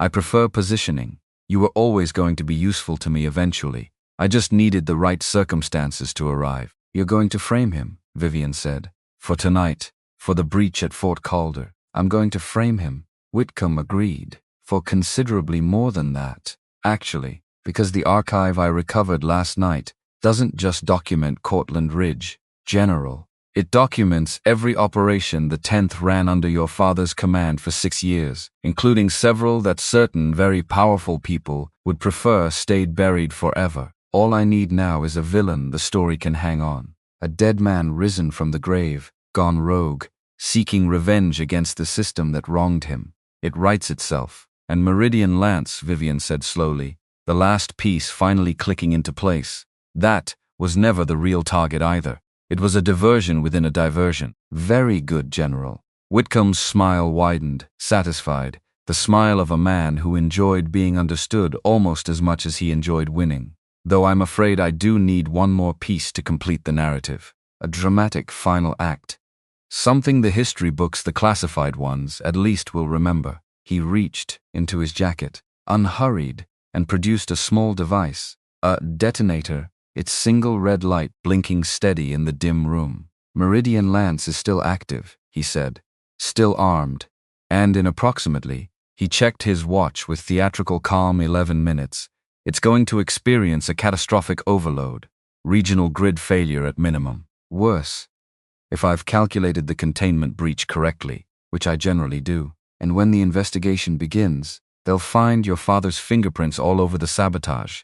Former Black Ops colonel faked his own death, returns 20 years later for one final act of revenge against the country that betrayed him.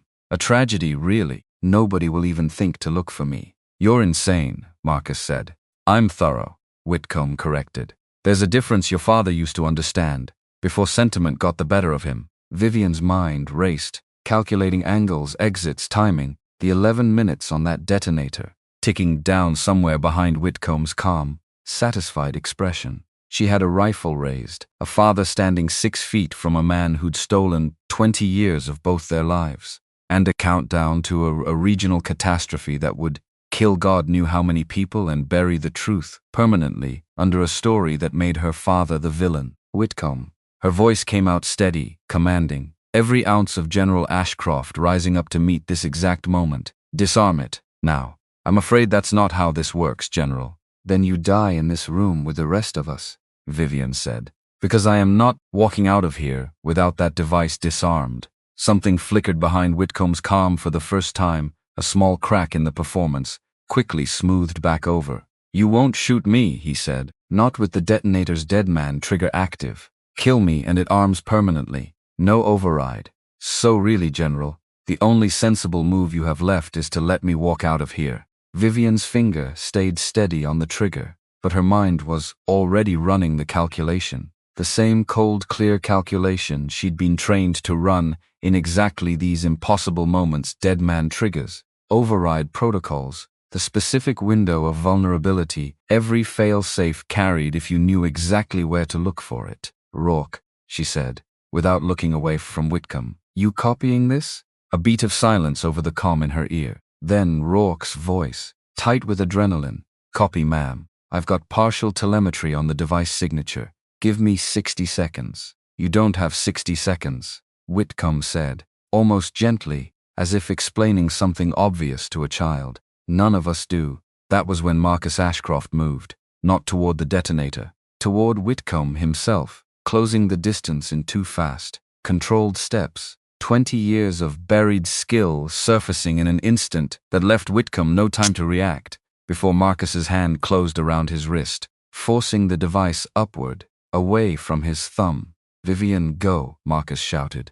Get to the weapons system. Now Whitcomb twisted, fighting for control of the detonator, and the 2 men crashed backward into a bank of old mining equipment, metal shrieking against metal, the device flashing between them, red light blinking faster now, faster. Some internal countdown accelerating in response to the physical struggle. Dad, go, Marcus roared, wrestling Whitcomb's arm down. I've got him. Go stop the weapon. Vivian ran, because that was the only choice left. Because 11 minutes had become 9, had become however many seconds it had taken for 2 men, 20 years apart in age, to collide over a detonator that could kill thousands, and because somewhere beneath this ridge, in a facility she'd never actually laid eyes on, a weapon capable of leveling a power grid was counting down toward catastrophe, with no one there to stop it except her. Rourke, I need that override now. Working on it, ma'am. The encryption on this thing is military grade.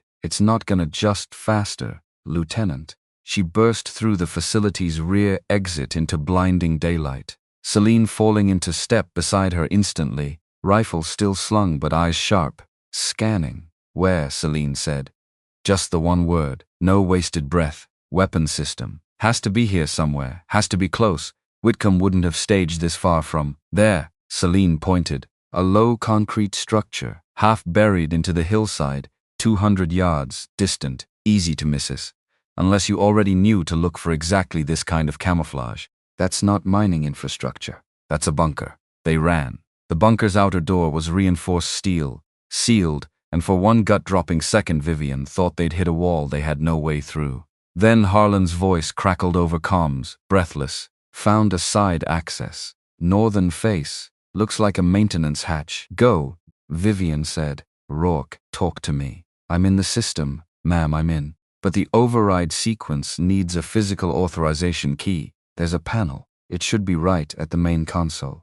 They found the console 4 minutes later, buried in the bunker's dim central chamber, a single blinking readout, counting down in stark red numbers. 447, 446. Vivian's hands moved fast over the panel, Rourke's voice in her ear, walking her through a sequence that felt, in the moment, like defusing a bomb with someone reading her the instructions over a phone line from 400 miles away. Left panel, third switch from the top, hold it while you, holding.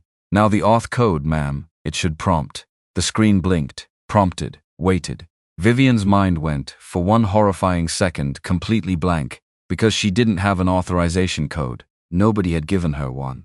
This whole system had been designed by people who never expected a rogue general and her 3-person team to be standing in this exact spot, trying to save it from a colonel gone traitor. 312, 311. Rourke, there's no code. I don't have. Ma'am, wait. His voice cracked with something that sounded Impossibly, like hope.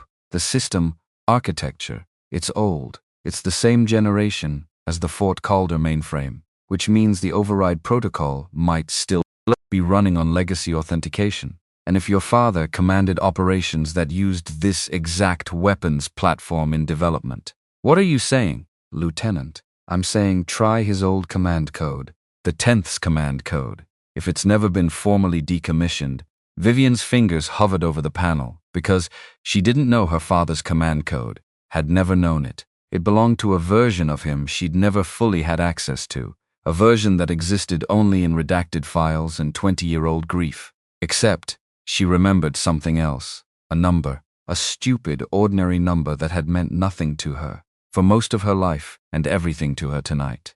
Her father's old kitchen, the hand signal he'd taught her as a joke, and underneath it, always, the same 6 digits he'd made her memorize as a child, told her once, laughing, that if she ever needed to reach him, and everything else failed, this was the code that would always work. 2322. She typed it in, the screen flickered, paused, and then agonizingly slow began to shift from red to amber. Authorization accepted, override initiated, 114, 113. Come on, Vivian whispered, watching the countdown fight against the override sequence, neither one clearly winning yet. Come on, 041, 040. The screen went green, override complete, system disarmed. Vivian's knees nearly buckled. She caught herself against the console, breath tearing out of her chest in a single ragged exhale, and beside her Celine lowered her rifle for the first time in what felt like hours. It's done, Vivian said into the comm, voice shaking now that there was nothing left to hold steady for. It's disarmed. Rourke, confirm. Confirmed, ma'am. A pause and then, quieter, confirmed. It's over. It wasn't over.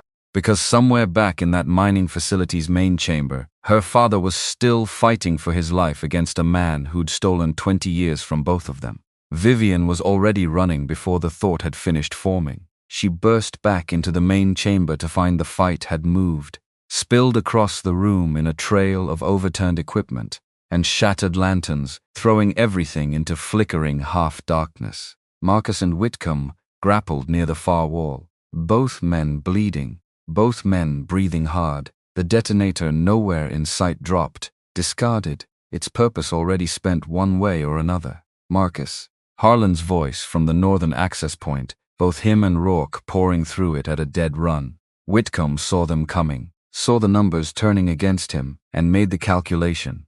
Vivian had watched cornered men make 100 times before the moment when continuing the fight stopped making tactical sense, and running became the only rational option left. He broke away from Marcus and bolted for a side exit. Celine, Vivian said. She didn't need to say more. Celine's rifle was already rising, already sighting. And in the half-second before Whitcomb reached the door, a single controlled shot cracked through the chamber, catching him in the leg, dropping him hard onto the concrete floor, with a scream that echoed off the walls and finally went silent. Vivian ran to her father. He was on the ground, propped against the wall, blood soaking through his shirt at the shoulder, but conscious, breathing, alive, and when his eyes found hers across the wreckage of the room, something broke open in his face that she'd never seen there before, not once in her entire childhood. Vivian, he said, you stopped it, we stopped it. She dropped to her knees beside him, hands finding the wound at his shoulder, pressing hard. 20 years of training, taking over, where 20 years of grief had left off. Don't talk, save your strength. I have some things, Marcus said, voice tight with pain but steady, deliberately steady, that I need to say, and I'm not sure I'm going to get another chance to say them. Dad, Vivian. His hand found hers, weak but certain, and held it. I am so sorry, for all of it, for the lie, for every birthday I missed, every graduation, every single ordinary day I should have been there for and wasn't. I told myself I was protecting you, and maybe some of that was true, but some of it, if I'm honest, some of it was cowardice. It was easier to stay a ghost than to face what it would mean to come back and watch you grieve the truth of what actually happened to me. You're here now, Vivian said, her voice cracking despite every effort to keep it from cracking. That's what matters. You're here and you're alive, and I am not losing you again. I know. Marcus's eyes were wet now. 20 years of buried grief finally surfacing in a face too weathered to hide it anymore. I know, sweetheart, and I promise you, whatever happens from here, I am done being a ghost. I owe you 20 years of being your father. I intend to spend every one of them trying. Behind them, Rourke was already calling for medevac, his voice tight with urgency, and Harlan was crouched over Whitcomb, securing him with the same brisk efficiency he brought to everything, muttering something about how the man was going to spend the rest of his life explaining himself to people considerably less patient than General Ashcroft. Vivian stayed exactly where she was, kneeling on a cold concrete floor in an abandoned mining facility, pressing a wound closed with one hand and holding her father's hand with the other. 20 years of grief and anger and hope colliding all at once in a moment she'd stopped believing she would ever actually get. I looked for you, she whispered. For 4 years. I never told anyone. I couldn't let it go. I know, Marcus said. I've been watching, Vivian. From a distance, I saw every step of that search. I wanted so badly to reach out and tell you to stop, that it wasn't safe, that you were putting yourself at risk chasing a ghost. And every single time, some other part of me was so proud of you I could barely stand it. My daughter, still looking for me, after everything. Always, Vivian said. I was always going to keep looking. The medevac arrived, 11 minutes later, and Vivian rode with her father in the back of it, refusing every attempt by the flight medic to redirect her to the second aircraft, refusing to let go of his hand for the entire flight to the trauma center. Watching the color slowly return to his face as the IV line did its work and the immediate danger, at least, receded into something survivable. Harlan and Celine handled Whitcomb's transfer into military custody with the specific grim satisfaction of people finally closing a loop that had been open far too long. Rourke stayed behind at the mining facility with a forensics team, cataloging evidence that would, over the following weeks, unravel a conspiracy 20 years in the making, one document at a time. Vivian didn't think about any of that on the flight. She thought only about her father's hand in hers, steady now, and the sound of his breathing, even now, and the fact that, for the first time in 20 years, she wasn't grieving him. She was simply finally sitting beside him. The official story, when it finally settled 3 weeks later, was carefully, deliberately incomplete, the specific kind of incomplete that classified operations required. Even when the classified operation in question had just exposed a colonel's 20-year conspiracy and nearly cost a region its power grid, Colonel Elias Whitcomb was quietly relieved of duty, quietly prosecuted, the details of his crimes sealed under a level of classification that meant the general public would never know the full shape of what he'd done, or why, or how close it had come to succeeding. The 10th Shadow Recon Unit's records were, at last, formally unsealed, not made fully public, because some truths still needed careful handling, but restored to Marcus Ashcroft's actual service file, correcting 2 decades of official lies with a single, quiet administrative act that meant more to Vivian than any medal ceremony could have. Marcus Ashcroft was officially alive again. The paperwork alone took most of 3 weeks. The healing took considerably longer, and Vivian understood, watching her father slowly relearn how to exist in a world that had moved on without him for 2 decades, that it would keep taking longer for a long time yet. He didn't know how to use half the technology that had become ordinary in his absence. He flinched, sometimes, at sounds that shouldn't have bothered him, old instincts from old traumas surfacing at unpredictable moments. He cried, once, watching an ordinary rerun of a television show that had been popular the year he'd disappeared, overwhelmed by nothing more dramatic than the simple fact of still being alive to watch it. But he was there, every day, a little more solidly there, a little more fully returned from wherever 20 years of hiding had taken him. Vivian's mother, when she finally saw him again, a reunion Vivian had deliberately not witnessed firsthand, understanding instinctively that some moments belonged only to the 2 people living them, spent, according to what Vivian pieced together afterward, nearly an hour, simply standing in the doorway of the hospital room, unable to move, before finally crossing the distance and holding him the way you hold something you'd stopped believing you'd ever get to hold again. Vivian visited the hospital every day of those 3 weeks, and on the 7th day, Celine showed up unannounced, settling into the chair beside Marcus's bed with the same easy confidence she brought to every room she'd ever entered. "You're the one who taught her the wind reading," Marcus said, studying her with open curiosity. "She's told me about you, some of it. Anyway, as much as she was allowed. I taught her patience," Celine corrected. "The wind reading, she figured out on her own faster than I ever did." She glanced at Vivian, something warm passing between them. "She's better than me now, has been for years. I just never told her, because it would have gone straight to her head."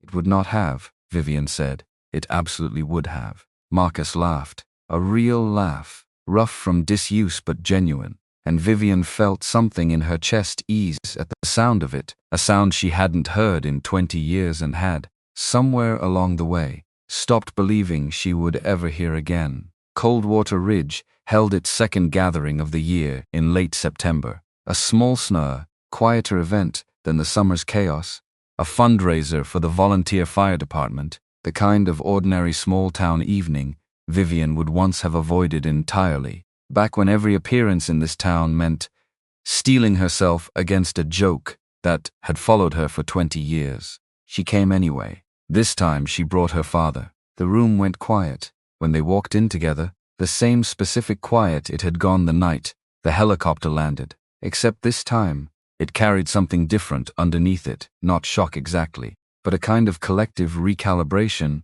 an entire town quietly rewriting 20 years of assumptions in real time.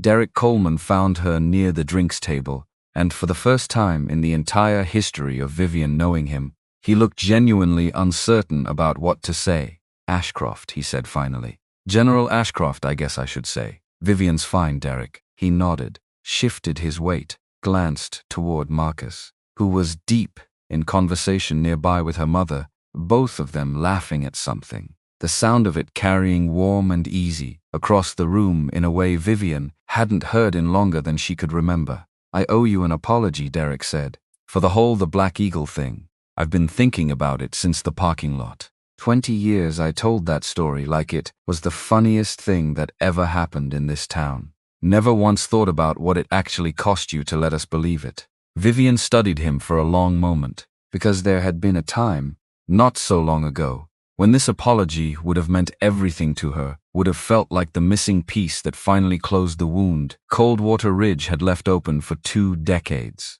It still meant something, just not everything anymore. "You didn't know," she said simply. "That's the whole point of the story, Derek. You weren't supposed to know. I built that lie myself and I let you all carry it because it kept the people I loved safe. That's not on you. That's just what the job required." "Still," he said, "for what it's worth." "I'm sorry, I know," Vivian said. "Thank you." She left him there and crossed the room toward her father, who looked up as she approached, something warm and unguarded in his face that she was still slowly learning to trust as permanent instead of temporary. "They're telling stories about you," he said, nodding toward her mother, who was laughing again at something one of the older women had just said. "Your mother's telling the flight simulator story, except her version has you landing it perfectly and everyone else just not understanding what they were watching." Vivian laughed, surprised by the sound of it, how easy it came. "That's not remotely what happened." "No," Marcus agreed, smiling. "But it's a better story, and your mother's earned the right to tell it however she wants, after everything." They stood together for a while, not talking, just watching the room, a room that had once held nothing for Vivian but a 20-year-old joke and a lifetime of carefully guarded silence, now holding something else entirely, something that felt, for the first time, in longer than she could remember, like it might actually be the beginning of peace. Later that evening, Tammy Sue found her by the coat rack, uncharacteristically quiet, uncharacteristically sincere. "I never knew what to say to you, growing up," Tammy admitted. "You always seemed like you were somewhere else, even when you were standing right in front of me. I used to think it meant you thought you were better than the rest of us." "I wasn't better than anyone," Vivian said. "I was just carrying something I couldn't put down." "I get that now," Tammy said. "Watching you tonight with your dad, I don't think I've ever seen you look this much like yourself. Vivian didn't have a ready answer for that, so she simply nodded and let the observation settle somewhere warm in her chest. A small unexpected gift from a woman she'd spent 20 years assuming had never really seen her at all. That night, after the fundraiser ended, Vivian drove her father out to the small ridge overlooking Coldwater Ridge, the same spot where, as a child, he used to bring her to watch the stars and tell her stories about the sky he wasn't allowed to tell the whole truth about. They sat together on the tailgate of her truck, the same way they used to, 20-some years and an entire lifetime of secrets apart. I brought something, Marcus said, reaching into his jacket, producing a folded piece of paper worn soft at the edges from years of handling. I wrote this during the years I was gone.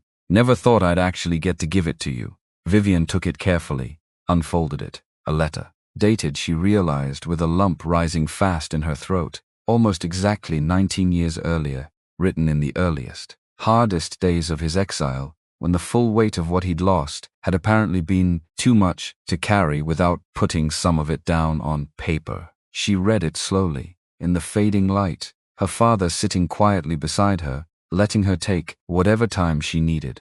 It said everything he hadn't been able to say in 20 years of forced silence. How proud he was, even from a distance, watching second-hand reports of her career climb further than he'd ever dared hope for his daughter. How much he regretted every missed moment, every birthday, every ordinary Tuesday he should have been there for, and wasn't. How he'd carried her memory through every hard year of hiding, using it, he wrote, as the only proof he had left that the man he used to be was still somewhere inside him, waiting for a chance to come home. At the bottom, in handwriting that had clearly shaken as he wrote it, was a single line that broke something open in Vivian's chest she hadn't fully realized was still closed.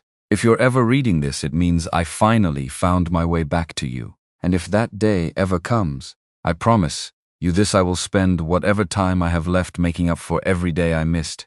You were always worth coming back for, Vivian. Always. She folded the letter carefully, held it against her chest, and let herself cry, not the controlled, compartmentalized grief she'd trained herself to allow in careful, contained doses, but something fuller, messier, 20 years overdue. Marcus put his arm around her, and for a long time, neither of them said anything at all, sitting together under a sky he'd once promised her held more truth than most people ever got to see, watching the stars come out over a town that had spent 2 decades believing the wrong story about both of them. I love you, Dad, Vivian said finally. I love you too, Marcus, always did. Every single day I was gone. Below them, Coldwater Ridge settled into its ordinary evening quiet, porch lights flickering on one by one, a small town entirely unaware of how close it had come to losing far more than it ever knew, entirely unaware of the truth that had finally, after 20 years, found its way home. Vivian sat with her father on that ridge until the stars were fully out, and for the first time, in longer than she could remember, she wasn't thinking about the next mission, the next threat, the next secret waiting somewhere down the line. She was just a daughter, sitting beside her father, exactly where she'd always belonged.